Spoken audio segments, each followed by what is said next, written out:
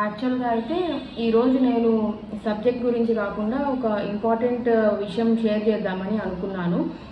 నేను యాక్చువల్గా రీసెంట్గా ఒక ఇష్యూ గురించి చూసానన్నమాట న్యూస్లో. ఏంటి అంటే బాచుపల్లి ఏరియా, అంటే హైదరాబాద్లో బాచుపల్లి ఏరియాలో ఒక హస్బెండ్ చాలా బ్రూటల్గా, చాలా కిరాతకంగా వాళ్ళ వైఫ్ని అయితే చంపడం జరిగింది.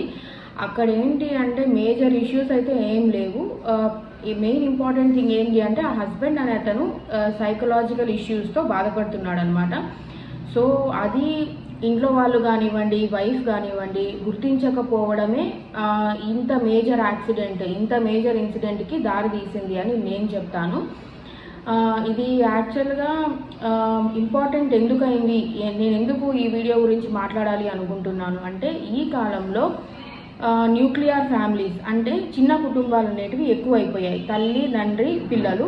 దానికి తోడు ఏమైంది అంటే తల్లి, తండ్రి ఇద్దరు కూడా వర్కింగ్కి వెళ్ళాల్సి వస్తుంది. ఎందుకంటే ఈ కాలంలో పిల్లల చదువులు కానివ్వండి, పిల్లల్ని పెంచాలి అంటే చాలా వరకు ఖర్చులు అనేటివి ఉంటున్నాయి. సో ఫ్యామిలీలో ఒక్కరు వర్క్ చేస్తే కుదరట్లేదు. సో ఇద్దరు జాబ్స్కి అనేది వెళ్ళిపోతున్నారు. సో పిల్లలు ఏమవుతున్నారు అంటే లోన్లీగా ఫీల్ అయ్యి వాళ్ళు ఏమనుకుంటున్నారు అంటే కనుక లోన్లీగా ఉండడమే అలవాటైపోయి వాళ్ళకు సైకలాజికల్ ఇష్యూస్ అనేటివి కానివ్వండి, ప్లస్ ఈ ఏవైతే ఉన్నాయో డిప్రెషన్ కానివ్వండి, యాంగ్జైటీ ఎపిసోడ్స్ కానివ్వండి, ప్యానిక్ అటాక్స్ కానివ్వండి, ఇవన్నీ ఎక్కువగా మనం చూస్తూ ఉన్నాము. ఇది చిన్న వయసు నుండి లోన్లీగా ఉండి ఏమవుతుంది అంటే కనుక పెద్ద ఏజ్కి వచ్చేపాటికి వాళ్ళకు ఆ లోన్లీనెస్ అనేది మాత్రమే అలవాటు అయిపోయి, ప్లస్ ఏంటంటే సైకలాజికల్ ఇష్యూస్ కూడా రావడం అనేది జరుగుతుంది. అంటే విపరీతమైన కోపం కానివ్వండి, కోపాన్ని కంట్రోల్ చేసుకోలేకపోవడం, కోపంలో అంటే మితిమీరి బిహేవ్ చేయడం కానివ్వండి, దానివల్ల ఏమవుతున్నాయి అంటే వాళ్ళ ఫ్యామిలీ రిలేషన్స్ డ్యామేజ్ అవ్వడమే కాకుండా వాళ్ళ బేబీస్కి కూడా ఈ బ్యాడ్ ఎఫెక్ట్ అనేది పడుతూ ఉందన్నమాట. సో నేను నా పర్సనల్ ఎక్స్పీరియన్స్తో కానివ్వండి, నేను మామూలుగా న్యూస్ అప్డేట్స్ ద్వారా నేను తెలుసుకున్నది ఏంటి అంటే కనుక పేరెంటింగ్ టిప్స్ అనేటివి నేను ఈ వీడియోలో కొంచెం షేర్ చేయాలి అని అనుకుంటున్నాను టు ఎవ్రీ పేరెంట్. యాక్చువల్గా అయితే ఇంతకు ముందు కాలంలో వైఫ్ అనేవాళ్ళు వర్కింగ్ ఉండేవాళ్ళు కాదు. వాళ్ళు 24 hours బేబీస్ దగ్గర ఉండి చూసుకునేవాళ్ళు. ప్లస్ ఏంటి అంటే ఇంతకు ముందు కంపల్సరీగా ఉమ్మడి కుటుంబాలు అనేటివి 90% ఉండేటివి అనమాట. ఇప్పట్లో ఉమ్మడి కుటుంబాలు అనేవి కనీసం 5% కూడా లేవు.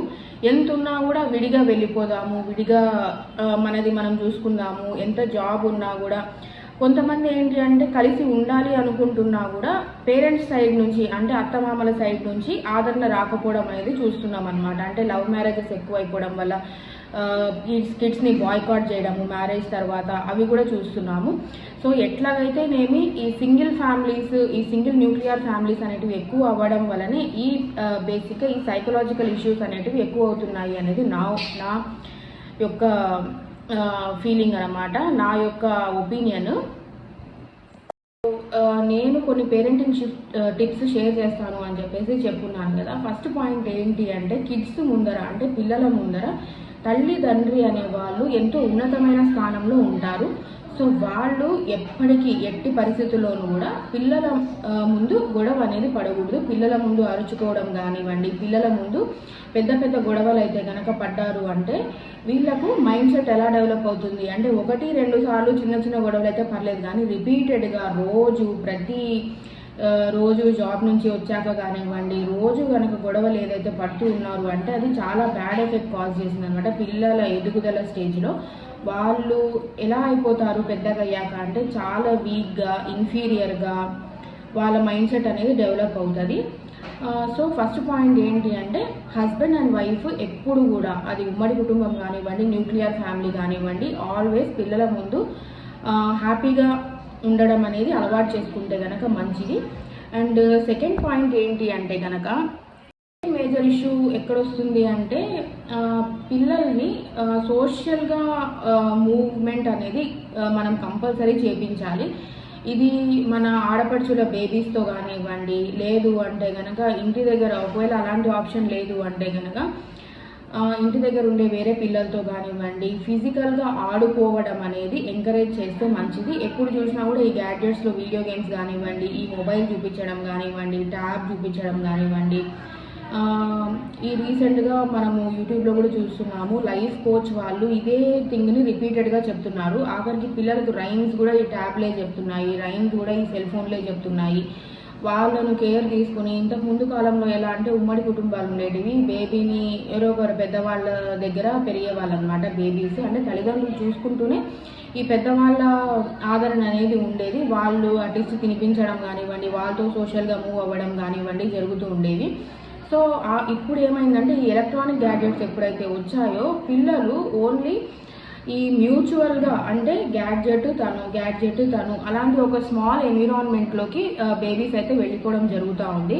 సో దీనివల్ల ఏమవుతుందంటే వీళ్ళకు వీక్ మైండెడ్నెస్ కానివ్వండి, టిమిడ్నెస్ కానివ్వండి, సోషల్గా మూవ్ అవ్వలేకపోవడము, యాక్చువల్గా సోషల్గా అంటే మాట్లాడలేకపోవడము, ఇన్ఫీరియారిటీ కాంప్లెక్స్ కానివ్వండి, లేదు అంటే ఇంట్రోవర్ట్ లాగా పిల్లలు అనేది పెద్దగా అవ్వడం చూస్తూ ఉంటాము.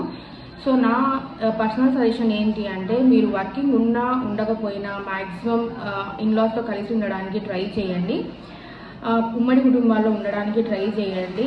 మన పర్సనల్ ఒపీనియన్స్ ఏవైతే ఉంటాయో, పర్సనల్ ఏమంటాము అంటే ఈగోస్ కానివ్వండి, ఇలాగే ఉండాలి అలాగే ఉండాలి, ఇప్పుడు పిల్లల్ని పెంచుదామని చెప్పేసి మదర్కి ఒక ఒపీనియన్ ఉంటుంది, ఇంట్లో పెద్దవాళ్ళకు ఒక ఒపీనియన్ ఉంటుంది.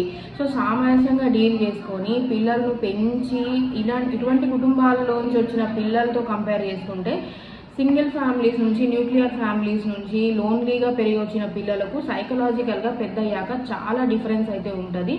సో నా పర్సనల్ ఒపీనియన్ ఏంటి అంటే మ్యారేజ్ అయ్యి పిల్లలు పుట్టక ముందు వరకు ఎలా ఉన్నా కూడా పిల్లలు పుట్టిన తర్వాత మదర్ కానివ్వండి, ఫాదర్ కానివ్వండి సైకలాజికల్గా, ఫిజికల్గా ఎన్నో అడ్జస్ట్మెంట్స్ అవ్వాల్సి ఉంటుంది.